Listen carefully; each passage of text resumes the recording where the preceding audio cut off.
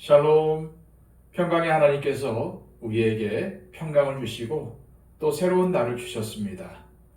오늘도 하나님의 평강 가운데 거하시는 저와 여러분이 되시기를 축복합니다.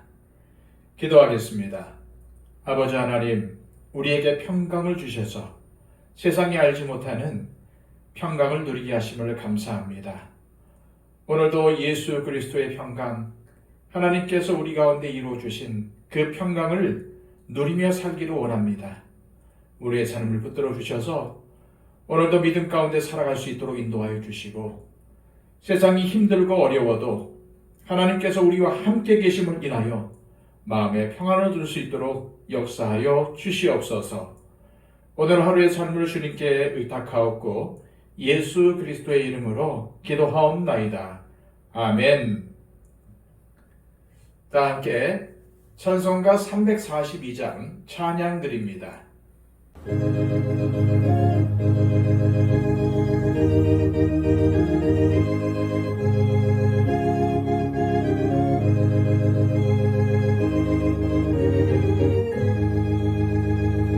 너 시험을 당해 죄 짓지 말고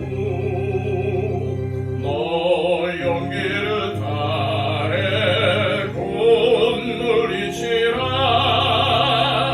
너 시험을 이겨 새 힘을 얻고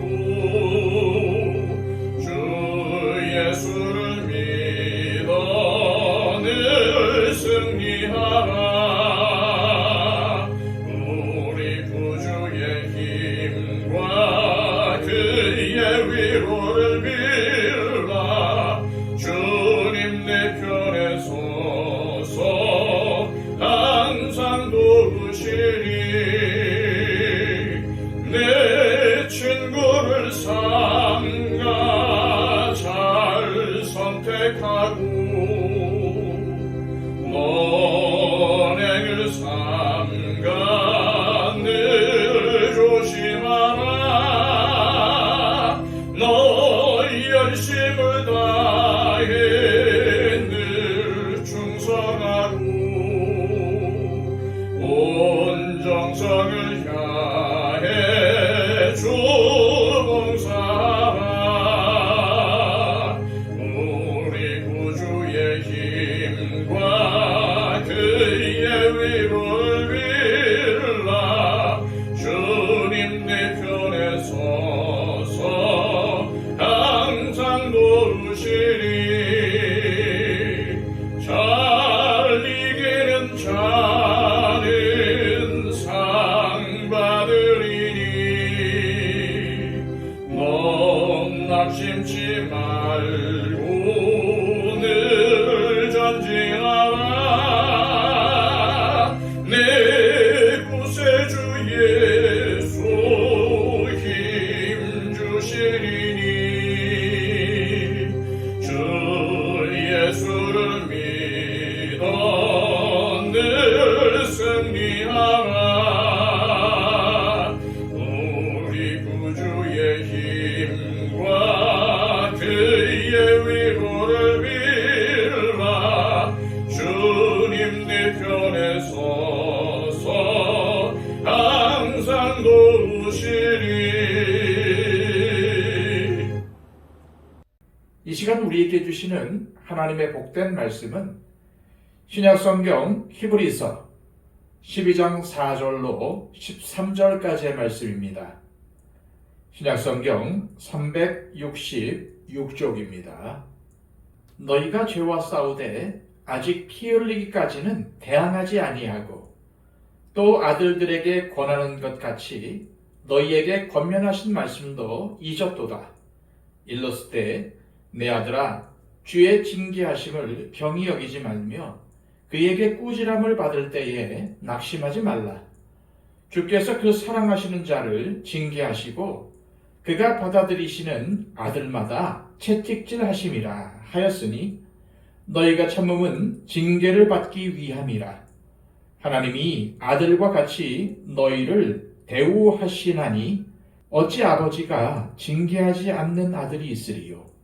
징계는 다 받는 것이거늘 너희에게 없으면 사생자요 친아들이 아니니라.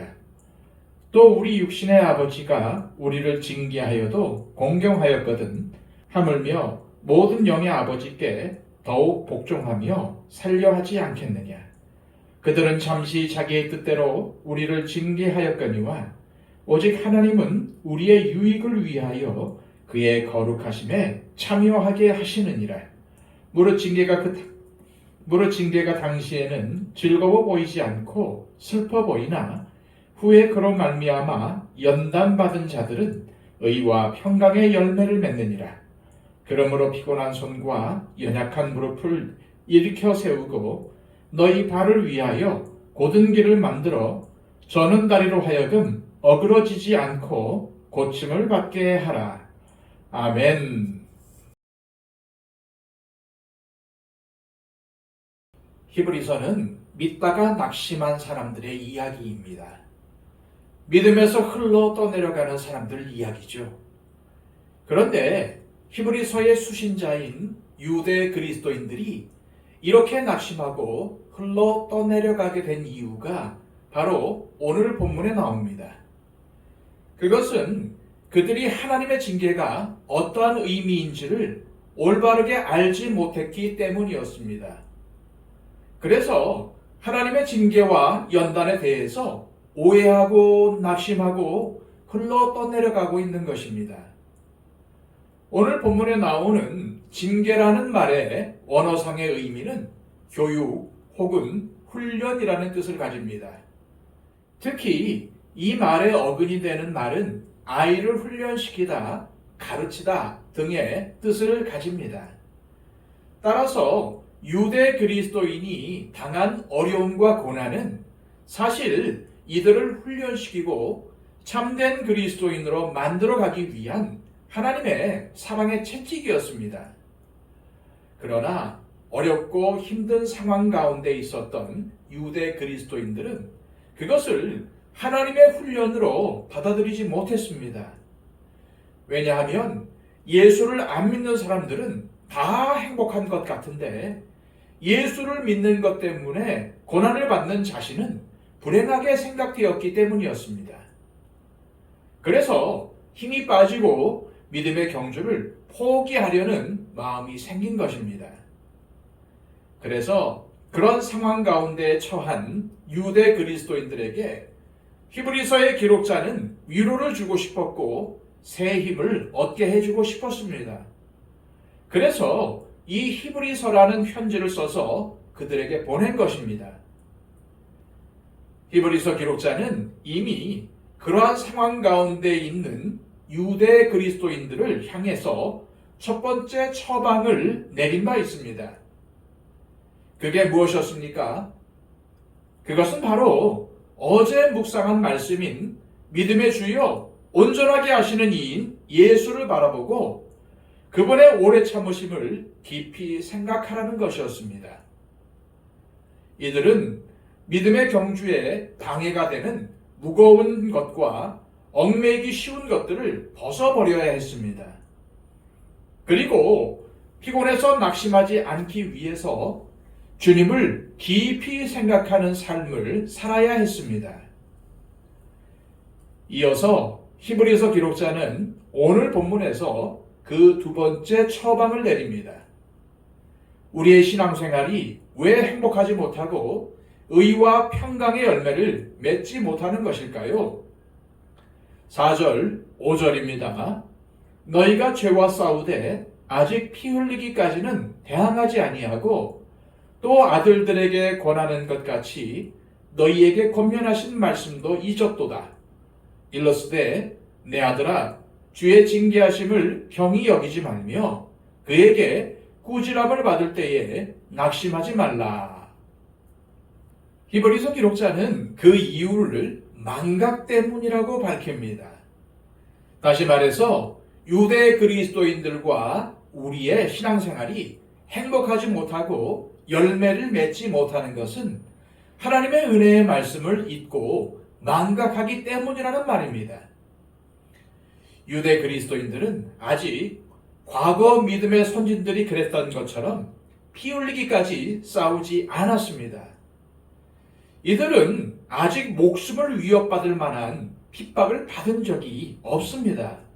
그러나 이들의 눈에 미래에는 좋아질 것이라는 소망이 도무지 보이지 않았기에 주춤거리고 있는 것입니다. 그러면서 이들은 점차 하나님의 말씀을 잊어버렸습니다. 그들에게 힘의 원천이 되며 그들에게 어려움을 인내할 수 있도록 해주었던 그 소망의 말씀을 잊었다는 것입니다. 특히 낙심하지 말라라는 말씀을 잊어버렸습니다. 그러자 이들은 자신들이 당한 어려운 상황을 바라보기 시작했습니다. 말씀을 통해 주님을 바라보는 것을 잊어버린 상태에서 보이는 것은 수없이 넘어야 할 고난의 산들이었던 것입니다. 그러자 이들은 그만 힘이 빠져버렸습니다. 13절입니다. 그러므로 피곤한 손과 연약한 무릎을 일으켜 세우고 너희 발을 위하여 곧은 길을 만들어 저는 다리로 하여금 어그러지지 않고 고침을 받게 하라. 이들의 손은 피곤해졌고 무릎도 연약해졌습니다. 이것이 무슨 말씀입니까? 힘이 빠져버렸다는 말입니다. 낙심했다는 말입니다. 이렇게 어려운데 예수를 믿는 것이 무슨 의미가 있냐는 것입니다.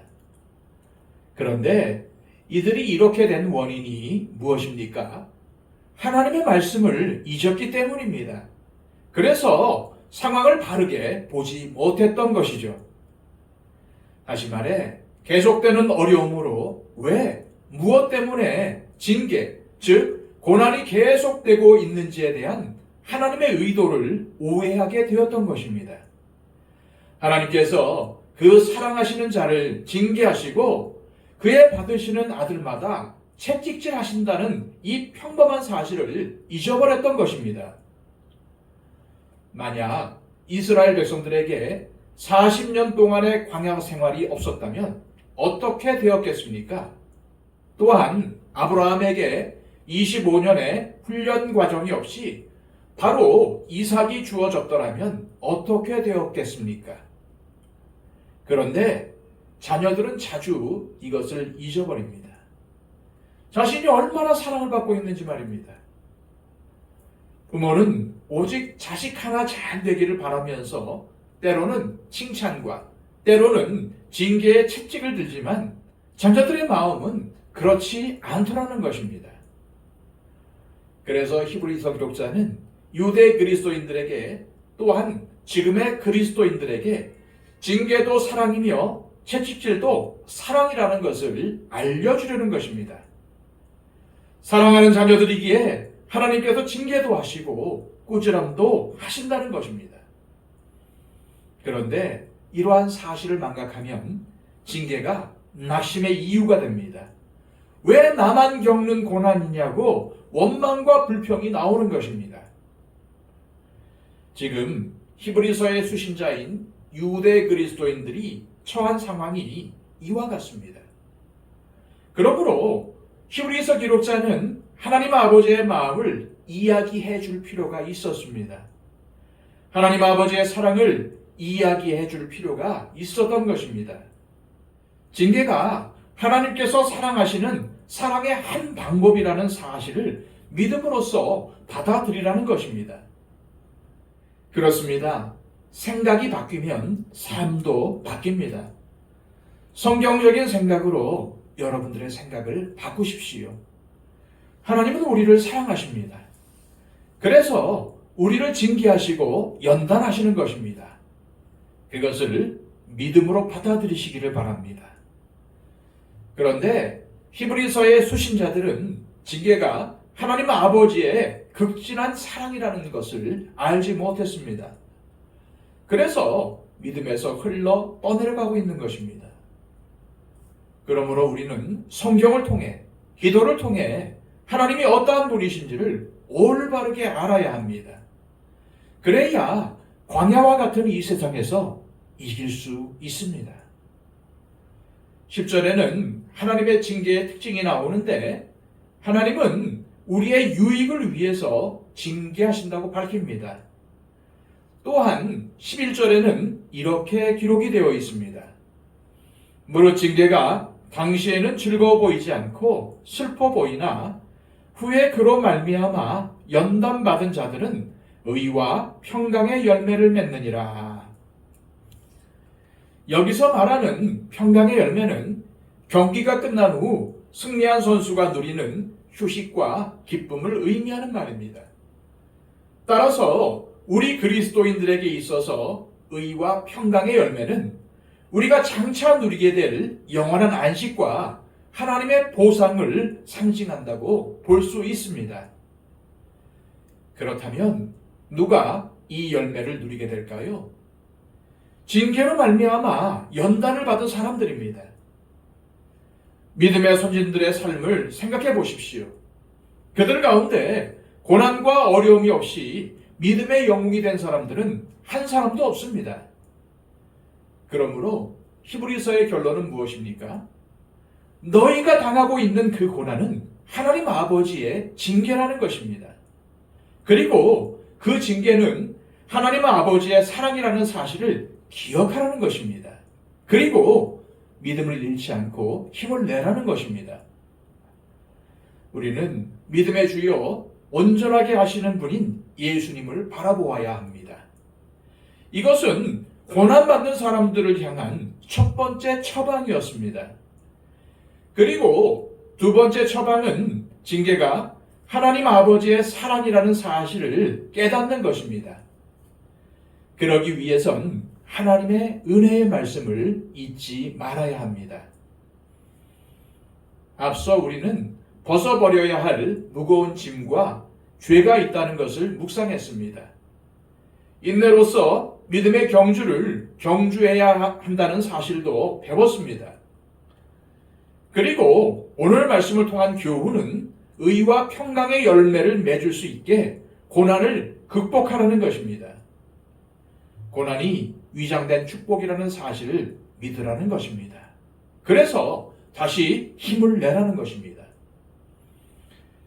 아까도 말씀드렸지만은 생각이 바뀌면 삶도 바뀝니다.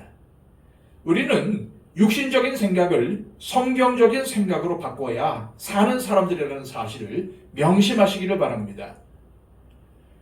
이 시간 기도하실 때 하나님 아버지, 오늘 말씀을 통해 하나님은 우리를 사랑하시기에 고난 가운데로 우리를 집어넣어 연단시키시며 우리가 참된 그리스도인으로 살아가게 하시고 의와 평강의 열매를 맺게 하신다는 사실을 깨달았습니다.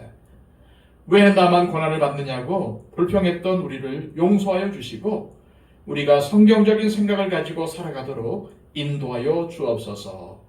기도하시기를 바랍니다. 111 기도를 통해서 우리의 기도가 필요한 분들을 위해 간절히 중보해 주시기를 바랍니다. 기도하겠습니다.